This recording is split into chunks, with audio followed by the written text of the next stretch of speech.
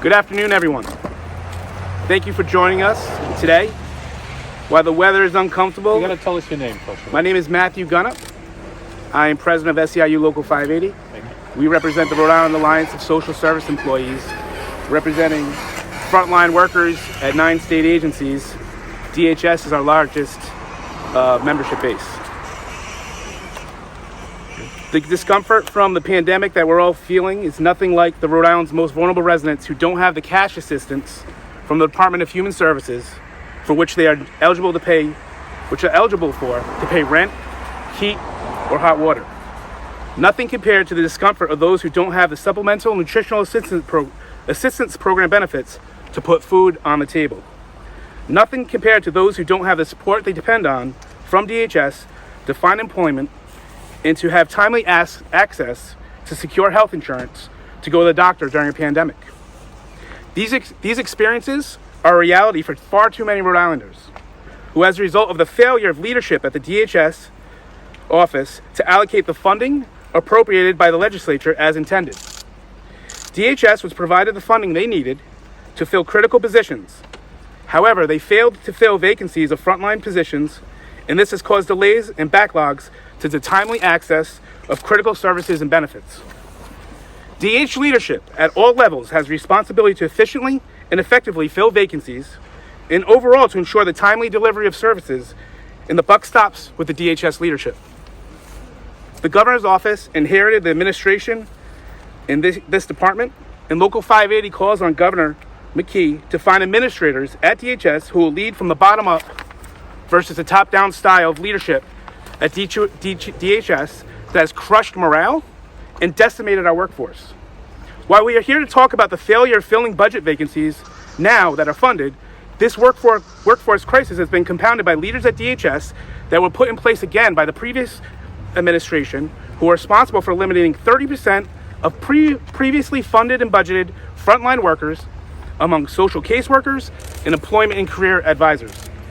We can do better, we must do better, and we are here today because we demand better. While DHS management portrays the public a narrative of everything is great, we support our workforce and the families we serve, the truth is their actions do not meet their words. The truth is the actions don't meet their words. DHS is a social service agency, which their management depends on frontline staff to engage the public with sensitivity and compassion. Yet, DHS leadership doesn't treat their own workers with dignity and respect or compassion. The failure to ensure that DHS workforce is staffed sufficiently when they have the funding to do so is setting up workers to fail by not setting them up for success. We demand our frontline workers have a voice, that they are proactively engaged, to have meaningful input that will inform and influence the delivery of services, not just be blindsided by knee-jerk reactions by a managed-by-chaos philosophy that we have in place now. While this press conference is about unnecessary short staffing, it's also to put DHS on notice that while we know that our demand for vacancies to be filled will be successful, we demand that workers are treated with dignity and respect. Again, I'm repeating that.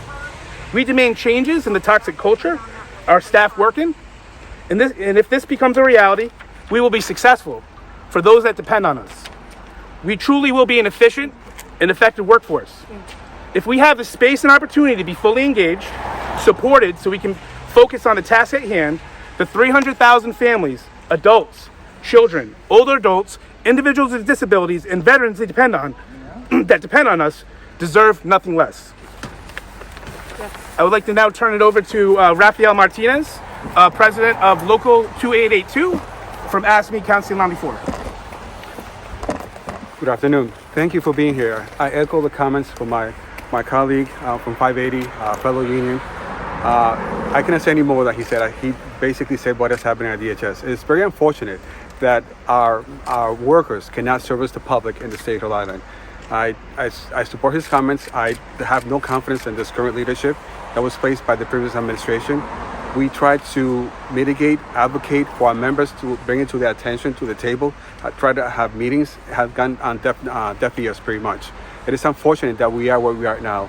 A few moments ago, some of you heard when I was translating about someone who's just trying to have access to to DHS, it's almost impossible because we don't have the proper staff. Our workers are overworked. They cannot handle the volume of work. Right now, DHS is scrambled. I have everyone to man the phones, try to assist the public. Where in the past we had directed the previous director, we informed that they need to increase the staff, and she failed to do so. Even through the pandemic, we kept asking to increase the staff, yet nothing has been done. We know and we are aware that the fund is there, but this leadership basically has failed us, fails the state and the constituents in the state of Rhode Island. Again, I call to Governor McKee to help us, to help the public. Mr. Martinez, do you work for DHS? Yes, I do. What do you do? I'm an eligibility technician. Excuse me, technician. What kind of Eligibility eligibility technician. Exactly. And how long have you worked for? I worked for DHS for 17 years. Are you also an officer in the union, or? I am the president of Local 282. Okay. I represent my members, the employees at DHS. How frustrating? It is frustrating. It's been an uphill battle with management. They do not respect contracts. They do not respect the personnel. They create an atmosphere which is not healthy, and that's one of the reasons a lot of employees are leaving the state. And what is it they don't respect? They don't see DHS as a social service agency. They're trying to treat DHS as a business. It is not. I mean, the population that we serve are the most in need. You need to work with them, one-on-one conversations, so we can assess and determine what they qualify for. And take it down to the clients. What are they experiencing? Well, they experience a level of frustration because we don't have enough workers to help them. And what's the staffing shortage since we last spoke? It's still the same. Hasn't changed at all. So roughly 50 employees since For- 2019? For my members, yes. And for SEIU Local 580, 28 vacancies. And those are vacancies now. I want to give some context. Back in fiscal year 2014, when the previous administration, the previous governor's office took over. Could you step up, please? Sorry. Before the previous governor took over, in 2014, 125 workers were funded among social caseworkers for our frontline workers. Today, 39 are funded. Now, I said 39 are funded. That's not including those 39 workers aren't all filled. They have vacancies within those 39. So we talk about the workforce being decimated before this vacancy issue. You know, this is a real crisis. And I think the woman that came here and approached us was almost kind of in desperation, begging for help. Hey, will someone hear my voice? Will someone hear my voice? I've been on a call hotline for like 3 hours. Well, if the call hotline is not staffed appropriately, then she's not going to be able to get a call within less than 2, 3, 4 hours, whatever it's happening. And by the way, this reporting's been going on for a while. So where is the urgency?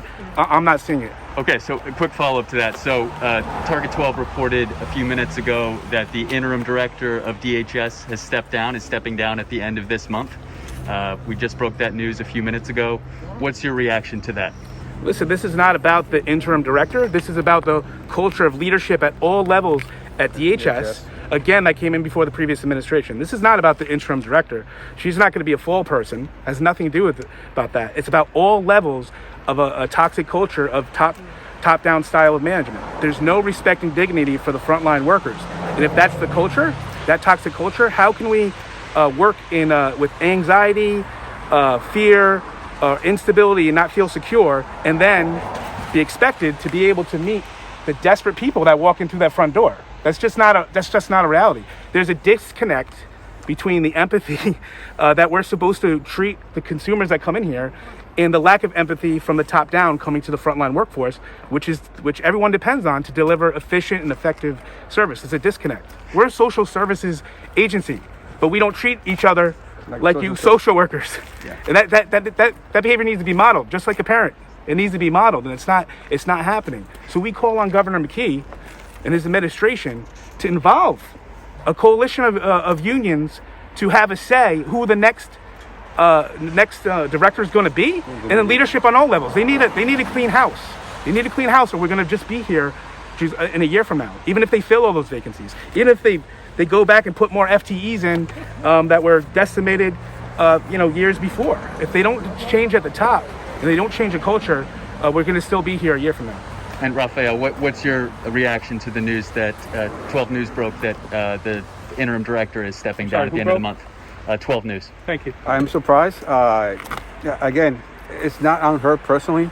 but unfortunately, the environment didn't change when she accepted the position. We tried to meet, we tried to explain to her and also to her administrators what is happening. It went on deaf ears.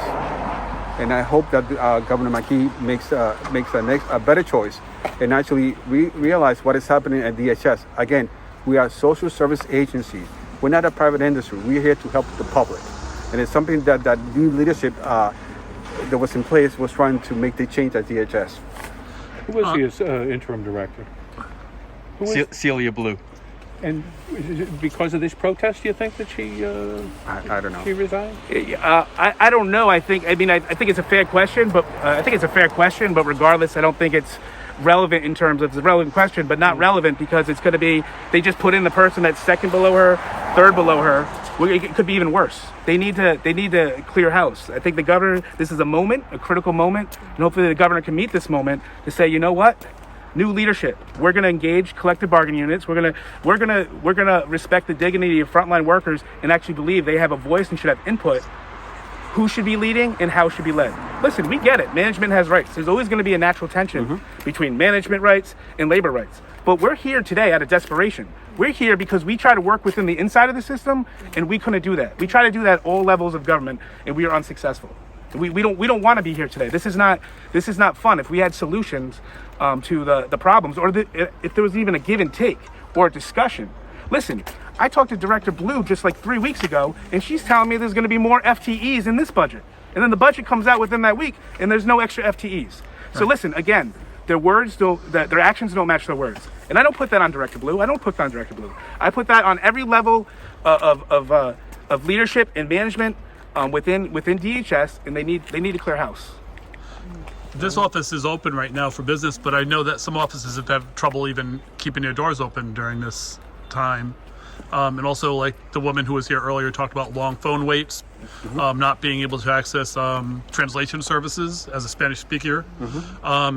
Is this the kind of thing we're talking about, these kind of lack of services that we're looking at? Yes, since the pandemic, we were trying to engage leadership to create a system so where the public can access the services, because the population that we serve, again, they're not tech savvy. They're not going to be on the phone for too long. They cannot file applications electronically because of impairments that they may have. Again, when on deaf ears, because at DMB we have a system where you can actually get an appointment and you'll be serviced. We made a discussion, well, not many, actually, a handful, and just basically they did not want to acknowledge that that's a solution to that problem. Right now the office is open, but it's only by appointment because the director basically tried to reopen services for RIW, but it should be fully open for the public if the director implements a system just like DMB or in the private industry where you can actually come in for an appointment and be serviced. Unfortunately, we're not there yet. She also said due to COVID? Huh? Is it not fully open because of COVID? Or? Correct. She also said that she doesn't have any money in her any food stamps right now. She doesn't have any money for food, so it becomes a really important issue for individuals who are broke and can't get in here because they're on long phone. You're referring to the lady who approached us earlier. Yes, she's been trying for several days to get an answer why her EBT card doesn't have any funds. Right. And she was saying earlier that she tried to call DHS. She was on hold for 3 hours. She tried to come in and not see her because again it's by appointment only, and then she's frustrated. And workers understand that. Therefore, we frustrate ourselves. I mean, we would like to service the public, but management also need to recognize that can be done in a safe way so that we can help the public. Unfortunately, it has not happened. And just to clarify, so you're reporting that for the union you represent is down 50 employees, and you're reporting that 28. your union is down 28. Correct. So it's down 78 employees at DHS overall? Correct. Yes. And I put in a request from the Department of Administration on January 22nd.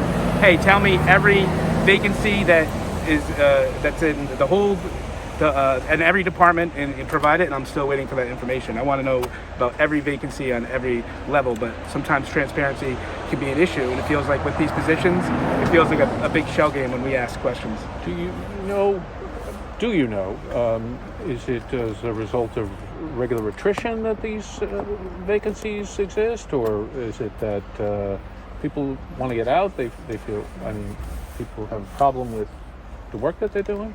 I think it's a fair question. Listen, there's at every state agency, I'm assuming at every company, there's going to be a vacancy rate. And again, maybe the vacancy rate, from workforce is even exacerbated by the pandemic. But there's been a lack of urgency to even post a position, hire for the position. So again, their actions don't meet their words. So whatever they say, that if someone leaves on Monday, then they should be processing to hire the next person on Tuesday. That's just not happening. And it's adding to the burden of the people who remain. Correct. Exactly. See, your actions meet your words. The DHS could take a page out of your book. So each of your unions have how many employees working at DHS? Roughly have around 305 now. 305? Yeah, Your 305. union is which? Local 2A2, Council 94. Okay. Previously, before the pandemic, we have almost 400. So So what's the disparity between being down 50 and then I think that's down 95? well, management sometimes they decide which position needs to be funded or eliminate. That happens here and there. But the core workers that represent the persons who determine eligibility, right now officially is down. I'm down 40 ETs and 10 clericals. Okay. I would welcome more positions so we can provide better service to the public. But again, the director needs to make that decision. Like he said earlier, Max mentioned that when someone leaves, you can actually submit the paperwork within a week or so to do a backfill. That has not happened since 2019. Okay. No position has been backfilled since then. Okay. And Matt, how many employees total? So again, it can be a shell game when, as far as getting information, but I would say maybe about 275 workers.